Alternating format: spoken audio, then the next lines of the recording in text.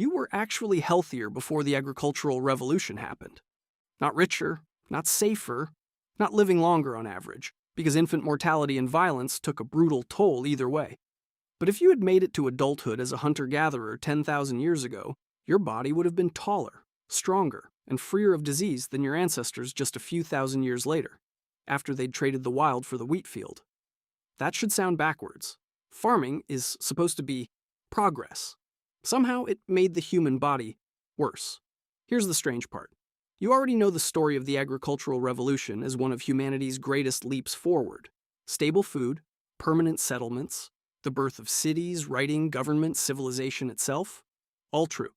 But almost none of it was good news for the individual person standing in the field.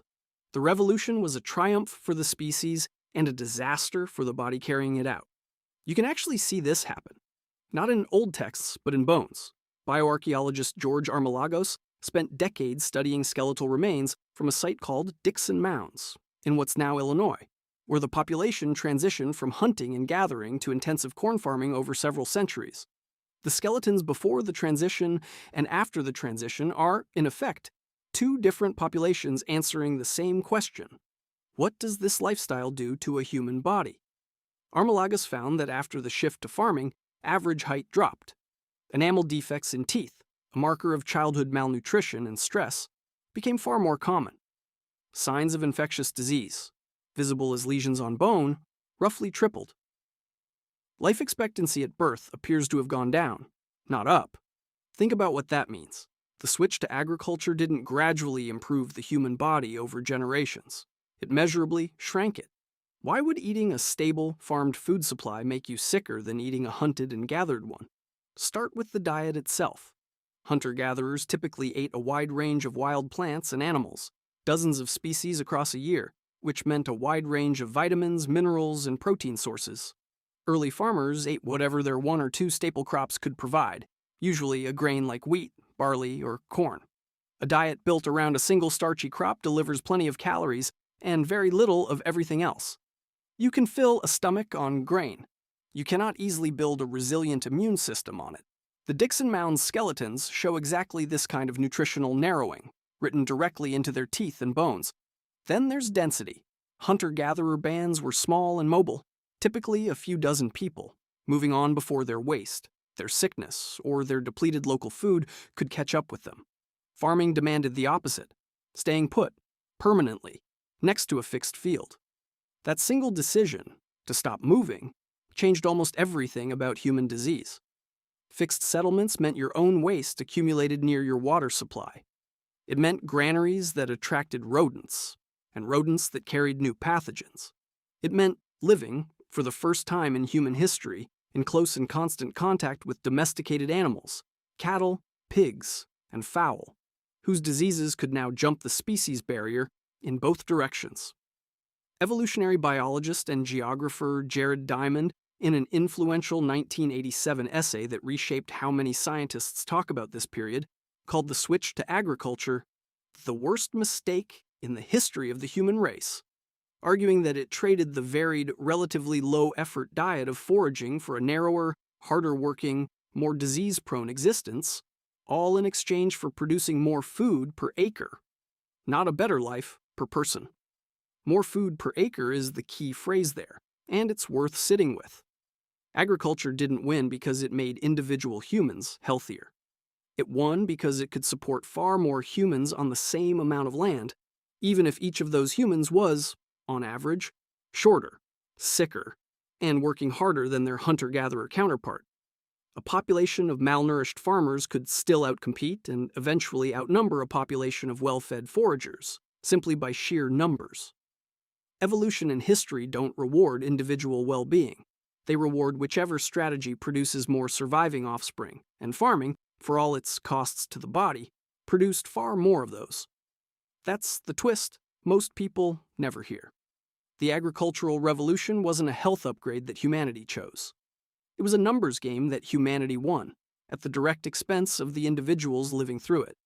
Bioarchaeologist Clark Spencer Larsen has spent much of his career pulling together skeletal evidence like the Dickson Mounds data from sites all over the world, from the Nile Valley to the eastern Mediterranean to North America, and the pattern holds up again and again across cultures with no contact with one another.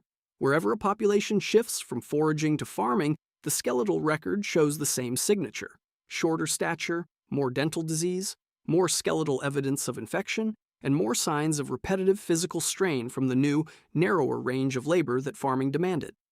Grinding grain by hand, bending to till soil, carrying water to fixed fields, the same motions performed thousands of times a day, every day, for a lifetime.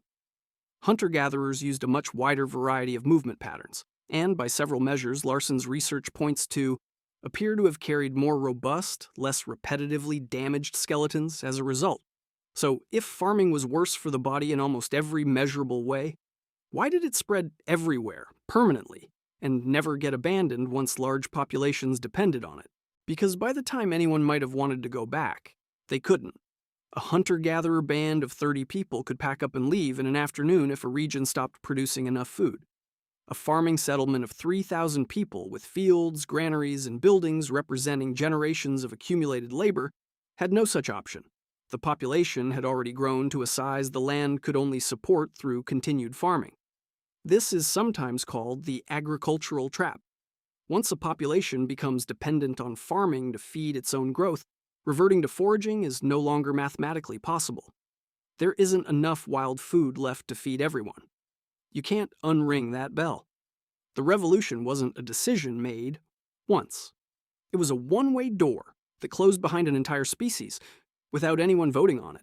Here's where this stops being ancient history and starts being your own life. You did not choose the world you were born into any more than a Dickson Mounds farmer chose to give up foraging. You inherited a body built by a few 100,000 years of hunting, gathering, walking, and eating an extremely varied wild diet. And you're running that body inside a world built by 10,000 years of increasingly narrow, increasingly sedentary agricultural life, now compressed even further into desks. Cars and processed grain products descended directly from those same first domesticated crops. The mismatch that began at Dickson Mounds never really ended. It just kept layering on top of itself.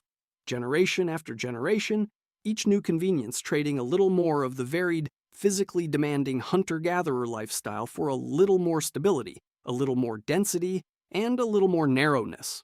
This doesn't mean agriculture was a mistake in any way you could have avoided, and it doesn't mean you should try to live like it's 10,000 years ago. It means the tiredness, the joint stiffness, the low-grade metabolic struggles so many people quietly carry through modern life aren't a personal failure to keep up with a natural, healthy way of living.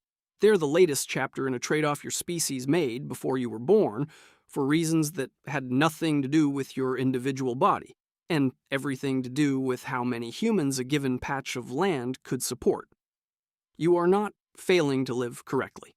You're living downstream of a decision that was never about you in the first place, made by a species that had already discovered it could feed more people by making each of those people a little bit smaller, a little bit sicker, and a lot less free to walk away. You were actually healthier before the agricultural revolution happened. Now you know why that trade was made anyway, and why, once it was made, there was never really a way back.